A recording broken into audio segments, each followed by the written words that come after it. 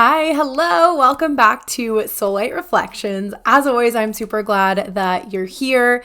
Today, I wanted to record a short episode about a conversation that was sparked during a festival that I attended this past weekend. A little bit of a backstory here before we jump into it. There was this person that reached out to me on Facebook prior to this festival, and he had shared that he just felt this really big soul calling to reach out to me, and that he doesn't usually reach out to people on a whim like that, but he felt really called to. And we briefly connected on Facebook prior to the festival, and then he was at the festival, so we were able to connect in person. And the second that I saw him, I had such a deep soul resonance, like we had met in another lifetime. And I just knew that he was someone that I was supposed to know in this iteration of my human experience. And he asked me a very interesting question while we were having a conversation. He said, I haven't known you for very long through Facebook, but what I can tell is that you're a very spiritual, mystical person. And I'm just curious if that is primarily your business or if that is something you've just kind of come into on your own. How did you seek these things out? And kind of what has that trajectory looked like? And I paused after he asked that, and I was like, that is actually a pretty loaded question. And he was shocked at that answer. But I sat with it for a second and I thought about it, and I realized that my spiritual journey looks pretty different than a lot of different people's journeys look. I came into it in a seemingly different way than how I've heard other people explain their own spiritual journeys. So I thought that it might be a good idea to talk about it on the podcast and kind of share my perspective and my experiences in the hopes to give you some little nuggets of wisdom, of insights that might help you to navigate your own journey with a little bit more ease and grace. So first I want to go back to when I was a child. When I was around, I want to say maybe between 4 and 6 years old, I started having these really interesting spiritual experiences, and I didn't really know what to do with them. All the way up until I was probably about 9 years old.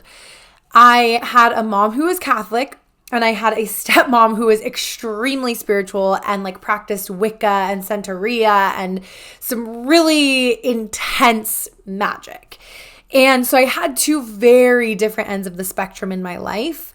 And I spent most of my time with my mother. And so when I would go in the summers to spend time with my stepmother and my father, I was introduced and I was encouraged to harness these spiritual sides of self. And then when I would go back to my mom, she would convince me that I was crazy and being manipulated and all the things. And so it was really confusing as a child having these experiences and having these feelings, and then feeling like, how dare you try to express these things that you're feeling because these are just wrong and you're being brainwashed, basically. And what I will say about that is that there are certain things that I was exposed to as a child because of my stepmother's practices that I honestly should not have been exposed to at that early of an age. I think that it was a little bit too much. However, I don't regret it or wish that hadn't have happened that way. I think that I am able to have a much more intentional and light experience in my own spiritual journey now because of my understanding and experiences back then. That's something that I might maybe get into on another episode later down the line. I don't think it's necessary for right now. But the point there is that I felt pretty seen, pretty held when I had these spiritual experiences that I couldn't explain when I was around my stepmother and my father. And then when I would go back to stay with my mom, where I lived primarily, I would basically shove all of that back down and pretend that nothing in the spiritual realm exists, because I was taught Jesus is the way and the Holy Trinity and all these things. And my mom was like, look, you can choose not to get confirmed when you get to 8th grade, but for now, until that point, you are going to continue going to the Catholic education after school program. I went to Catholic school for a couple of years, very much in that world. Now, I'm going to skip ahead a little bit. Between 8th grade, when I decided, no, I'm not getting confirmed in the Catholic Church, none of this makes sense to me, to when I was diagnosed with rheumatoid arthritis, there was a little bit of spirituality that I was exposed to. I also actually was active in a synagogue when I lived in Michigan after I moved with my dad. And so there's a lot of like little details and experiences in between there that I, again, don't feel super called to go into right now. But the moral of the story in that time between 8th grade and about like when I was 23 years old is that there was still some little bits of spiritual growth happening, but it was very kind of like under the surface. It wasn't anything that I was seeking out. It was things that were just kind of coming to me, and I just trusted the path. So fast forward to when I was diagnosed with an autoimmune disease. I was essentially told that I was going to be like disabled, and I was getting all of these examples of people on social media that were just like depressed and immobile and just had not the greatest mindsets, weren't able to do the things that they enjoyed. And I never accepted that as my truth. It would have been really easy to do so. But I said, I know where I am now, and I know that I can't walk on my own. I'm in physical therapy. I can't work right now. And I don't accept this as my truth. And through doing that, I started doing a lot of self-development work. And it just kind of turned into this really beautiful spiritual journey where little by little, very, very, very little by little, I started to remember who I was beneath the surface. I started to remember that intuitive side of myself that I knew as a child. I started to remember these synchronistic moments and these spirit guides that I had been in contact with as a child. And I stopped being ashamed of it. I started recognizing how beautiful this actually was to be able to have these experiences. I started meditating daily. I eventually started going to a meditation studio and practicing really intense holotropic breath work, like somatic release sessions at this studio, which was incredible in a group setting.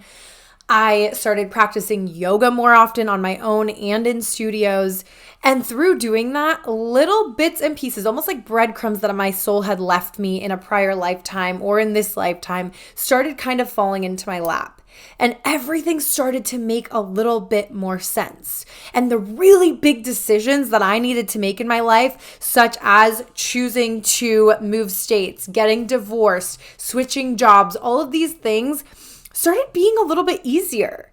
I realized that they didn't feel like such a big, daunting deal anymore. I was able to make these decisions with a lot of grace and trust in my journey. And on top of that, I was experiencing less and less autoimmune symptoms. My body was more at peace. My mind was more at peace. I was able to recognize the things that truly brought me joy versus the things that were draining me. And this all happened very slowly. During this conversation with this person at the festival last weekend, I was able to recognize something. This aha moment of the fact that my spiritual journey has progressed the way that it has and has felt so natural and easy because I have never specifically sought things out for myself. The things that I've sought out were very basic practices, but the things that have fallen into my lap and that I start to run with after they fall into my lap, those have been the most monumental, transformational pieces to my puzzle. And I think that that's something that not enough people allow to happen because in our modern day, we are so conditioned to say, okay, what's next? What do I need to do? Someone tell me what to do, please. I'm feeling lost. I don't want to feel lost anymore. Show me the way. Right? And we're convinced that when someone tells us the way, it must be the way. But that's 90% of the time, in my opinion, not true. Every single one of us has a different experience, has different past, has different traumas, has different perceptions, and has a different journey that we're supposed to go on. And so if you sit here and you listen to how I am saying to do things, that's not necessarily going to do you much good. But if you sit here and you listen to the way that I have done things, and then you apply those things in your own scope to your own life and pick and choose what is going to work for you and try things out for size, that's where you're really going to find what is going to propel you in the right direction. I have watched people seek out answers and truths from places that maybe don't feel super aligned for them, but they feel like they have to. And I think it's important to recognize that anything that is meant for you will feel like a get to. It won't feel like this thing that if you don't do it, you're going to fail. It will feel like this thing that makes you lit up to think about and to practice. And on my own spiritual journey, I have not really shared openly about any of this until the last couple of years. And even then, I've been slowly trickling in the information that I'm sharing openly. On my own journey, it was evident to me that everything needed to be very sacred to me until it was obvious that it was time to share outwardly. And I just trusted it. During my spiritual journey in my adult life, after I was diagnosed with autoimmune disease, it, like I said, was a very slow progression, and it was so sacred to my own being, to my own heart and soul.